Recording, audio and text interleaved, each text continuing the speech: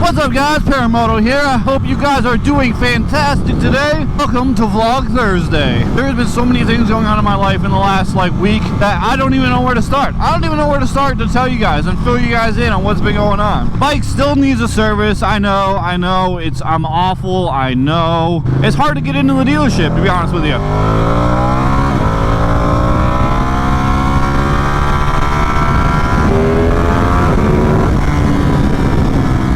Money set aside. It's not a money issue, it's just literally just finding the time to get in kind of issue. Here's what it is, it'll happen.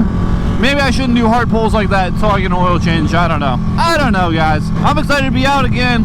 I had one of those days where it's like, you get outside in the garage, you pull your bike out, you start it up, then you already have too many layers on, and you're just like, man, maybe I should shed a layer. It's 55 degrees out right now, and then you start riding, and it's just like, oh yeah, I'm glad I kept that layer on. It's deceptively cool out here today. I don't know if there's a crosswind of some type, just kind of making things a little bit cold. I'm still happy to be out on the bike though. I'm only able to ride once or twice a week right now. Those times are rapidly changing.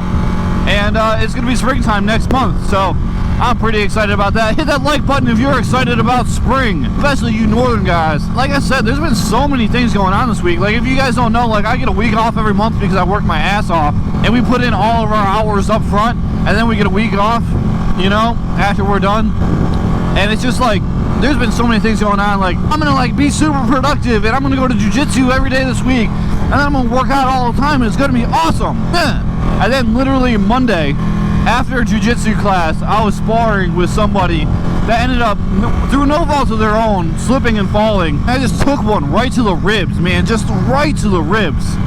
He just dropped the people's ass. Just dropped an ass bomb right on top of me, and I'm pretty sure he broke one of my ribs. Either that or he separated some cartilage or something, because it has felt awful all week. And it's kept me out of jiu-jitsu, and it's kept me from working out. It hurts to basically do anything at this point. It hurts to breathe, hurts to sleep, hurts to move. Although, it's been about a week, so it doesn't hurt to ride anymore, so that's a good thing. Until one of these guys pull out in front of me. I figured what I'm going to do before I head on to my errands, I'm going to head up to the good old McPotle, one of them burrito bowls, and have myself a good lunch. And then I'm going to head back home for some fish tank cleaning and some XFL watching. Have you guys been following the XFL? It's actually been pretty cool. I picked my team, the DC Defenders, because I live in Raleigh and they're the closest team. And they're one of the best teams in the league right now, which is honestly a very welcome change for me, being a Cleveland sports fan, and all my teams just being god-awful. It's funny, you just kind of embrace it when you're a Cleveland sports fan. You're just like, whatever, all my teams are awful, it's part of the charm of being from Cleveland. Oh man, why are we going 20 under the speed limit? That's the constant question of Raleigh driving. Why are we going 20 under the speed limit? Oh, because there's a bicyclist way off to the right side of the road, and you could have gone around him the entire time. That's not the bike's fault, that's your fault for being a crap driver. It's just crazy to me how something messed up always happens during my week off. Like last week off, I got sick. This week off, I ended up getting a broken rib. And just something always happens, So I'm currently trying to crate train a Husky. I don't know if you guys have ever experienced the absolute crappiness that is crate training a Husky, but she hates it. She's got severe separation anxiety, and literally anytime I leave the room, she's attached herself to me. Anytime I leave the room, she loses her effing mind. It's not even a little bit. It's she loses her effing mind. And the other day was the last straw. I thought I could kind of compromise with her. Okay, we're not gonna crate train you, but we're gonna put this little baby fence up and keep you in one room. You'll have a friend in there with another dog, a bowl of water, you'll be fine. There's a bed in there, just sleep, chill out. But she ended up chewing up the stairs the other day, and now it's literally I can't have this dog if she's not crate trained at this point. I just can't do it. And I've been trying to impress the other people in my house that this is actually a very serious situation, because if she's causing thousands of dollars worth of damage to where we live, I can't keep her. And I kind of want to keep her because she's a good dog, but she needs to learn basic rules, And every single time I leave the house, she gets let out of the crate by one of my roommates, and it's just it pisses me off so much. I just come home and she's running around the house and shit. What are you doing? This isn't your dog, it's not your choice. Stop letting the dog out. She's gonna end up not being crate trained, tearing up the house, and I'm gonna end up having to get rid of her. And it's gonna be your fault. And it's so annoying. But right now, what I've decided to do, instead of like using the regular crate lock, I've actually been literally using a giant padlock. And it's not to keep the dog in. No, it's to keep people from letting her out. But I'm gonna head into Chipotle and grab some food real quick. I will talk to you guys in a minute. Deuces. Ooh, she sounds so good. I'm gonna try to have a startup in every single video, and the reason why is a subscriber asked me very nicely to start doing startups and videos, and I am more than happy to oblige. What was I trying to explain? That I can't have a destructive husky dog in my house without being crate trained anymore, and people letting the dog out of the crate and it tearing up the house. Yeah, that's annoying. Yeah, we've been there. We covered my broken rib. Can we talk about how funny it is that Ducati's releasing a Superleggera model? Can we talk about that? So I got a little bit of heat when I said that Ducati was going to release a Superleggera V4. I did. I got some heat over it. And guess what? I was right. I was totally right. Ducati released a V4 Superleggera. And you know what? I'm not sorry. But Moto was right. I tend to be right about things sometimes. Maybe. Don't tell my girlfriend that. Don't tell my girlfriend that. How would they not? How would they not release a Superleggera model? Like, I just don't get why people would think that it's not going to happen. Took a little bit of heat over it, to be honest with you. You know, oh yeah, they're not going to do that. It's going to be too expensive and blah blah blah blah blah blah blah blah. But they've done it with every other. They've done it with every other bike. Why would they not do it with the V4? I don't get it. I have no idea why people are thinking that it wasn't going to happen. But it happens. But it happened. They released it. So, suck it, haters. There aren't many haters on here. We have done a really good job getting rid of the haters on this channel.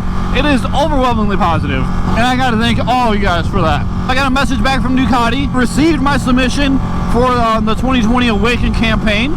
So hopefully, fingers crossed, we will be in California sometime this year doing riding reviews of 2020 Ducatis. And to be honest with you, it would probably, it's gonna have to include a face reveal because I'm gonna have to get interviewed. So there will be a face reveal this year.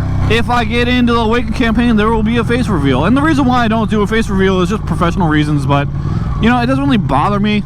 It doesn't really bother me. I'm kind of thinking about doing one, but at the same point, like, to be honest with you, like, I like the plausible deniability that having no face on YouTube presents me.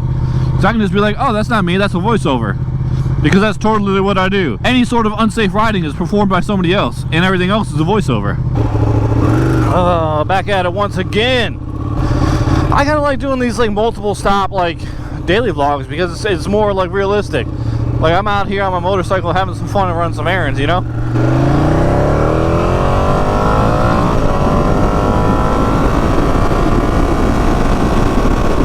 I don't know about you guys, but I use Facebook as an opportunity to literally like troll as much people as I possibly can. I follow a ton of motorcycle groups on Facebook, right?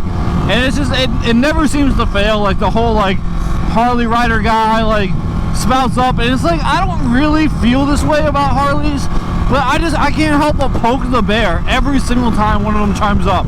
Of course, you know, it comes down to like riding during bad weather, and it's like, if you don't ride a Harley, then you don't ride, bro. And it's just like, one dude was like on like these forums, and it's just like, yeah man, if you don't ride a Harley, then you don't ride. And it's like, I beg to differ. I ride a Panigale and a Supermoto, and it's like, I ride all the time. Probably riding weather that you probably wouldn't even dream to ride in, you know, like 49 degrees and pouring rain, snow and ice and everything like that. And like, I was just like, he was like constantly poking the bear, like, if you don't ride a Harley, then you don't ride, bro. And I'm like, well, in my experience is like, Harley riders are typically the ones that ride the least. There's a reason why they call them trailer queens, right? Of course, the Harley guy is like, if you don't ride a Harley, bro, then you don't ride. And I'm just like, I beg to differ, right? And it's like, it's my experience that the Harley riders are always like the trailer queens and stuff like that. It's not like, you know, the WR guy or like the sport bike guy. Those guys are usually out there like riding, right? It's like, you know, I said that in like kind of like a joking way, you know, kind of like well put together and everything. And it's just like, my 40 years of experience and 200,000 miles begs to differ. I mean, it's like, that's not really that impressive. Like, it took you 40 years to go 200,000 miles? Like, it's like 5,000 miles a year. That's really not impressive, bro. You know, to put it in perspective, you know, like, I rode my Ninja 300 11,000 miles in a year, and like multiple months there weren't even rideable because there was snow and ice on the ground. Guys out here like, oh, I ride, I live to ride. That's just like, I don't know, that's just kind of like my peeve when somebody's like, oh, I live to ride, bruh. Live to ride, ride to live, bruh. That is like, they ride like 1,000 miles a year and they put their bike up in October. It's like, nah, you don't. You don't live to ride. Not at all. You should probably ride more, you know? It's February, I'm out here riding. Of course, it's like 57 degrees out, so there's really no excuse not to ride, but I don't know, I just think it's funny. I just always think that stuff's funny. I don't know why Harley riders are just so much fun to poke at, you know? And it all started from a post, and like I plan to actually make like a legitimate video about this topic, but about like how Harley guys think that like motorcycle is dying because of millennials and stuff.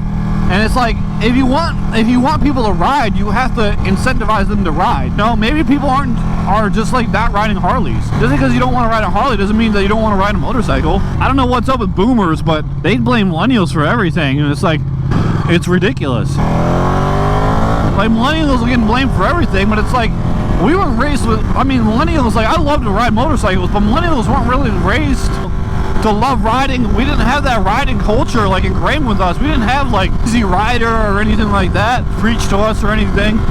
We were just like, to be a millennial and like to ride motorcycles, you would basically have to find a motorcycle. You have to get into it on your own. Percenter culture or whatever they call it isn't popular with us. We're not into the tough guy stuff. We're not into the Harley stuff, a lot of us. We like things to be a little bit more sensible. You know, we didn't get raised with that like boomer, everything's to land and milk and honey, like you can quit a job and have another job by the end of the day. Like, basically we're basically raised to like be significantly more frugal and more conscious with our decisions because we have to be. And I don't think it's a bad thing. I think it's a sad thing that we miss like some really good times, but at the same point, like, it's really not our fault. So like, if you want millennials to get into riding the way that you're into riding, I plan on doing a whole video about like how Harley Davidson is like actually dying, and like, you know, what's actually happening with their brand and whatnot. Harley Davidson honestly is dying. Like, that brand is dying. Don't make any mistakes about it. Like, I don't think HD is gonna be like, I bet you anything HD is probably gonna have to sell to somebody, you know, and it's probably not gonna be anybody American. I wouldn't be surprised if HD was like Japanese one day, like a Japanese company stepped in to buy HD. It would just be what it is. It would be really sad. Like, even though I'm not really into Harley, I do like seeing American companies do well, you know? I think it's honestly stupid to, you know, root against your own team. That's basically what you're doing when, you know, you're like, oh, I don't care about Harley. Well, they're kind of like the home team, to be honest with you. As sad as that is, they're basically the home team.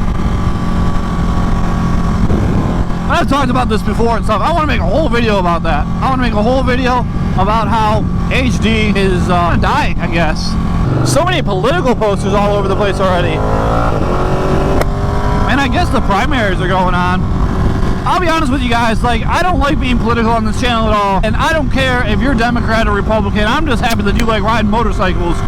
But get ready for it, guys. Get ready. 2020, I think 2020 and the political season in 2020 is going to make 2016 look like Pee-wee. I think there's going to be a lot of very butthurt people, even more so than now, because this is getting ridiculous, guys. Like, I got friends that like stop being friends just because of politics. It's insane. Like, who cares? Like, who cares, guy? Like, come on. Like, we're not allowed to be friends anymore. Like, we've been friends for 20 years. No longer can be friends anymore because political beliefs. Not me personally, but just other people and stuff. You know? And it's like, just recently, like, my girl's mom was basically bombarded by her friend who's just all the way one way, you know? And it's just like, it's just insane. Like, I miss the day where, like, you can have a conversation with somebody and discuss new ideas. Like, I don't know. It seems like in 2020 you can't discuss new ideas with anybody. It's just kind of like immediate butthurt. I don't think it's right. I just don't think it's right at all. even entertain new ideas. I think they're actually very close-minded. I don't care what political party they're a part of. If you won't even discuss a new idea, I don't know. I don't want to have a conversation with you. That's how you learn and grow. And like, I don't know. I think this political season is going to be absolutely awful. But just sit back and watch the show. That's what I do. Just sit back and watch the show. Anyway, guys, thanks for watching. I'm getting pretty close to home. I will see you guys in the next video. Thanks for watching again. Please make sure to like and subscribe. Deuces.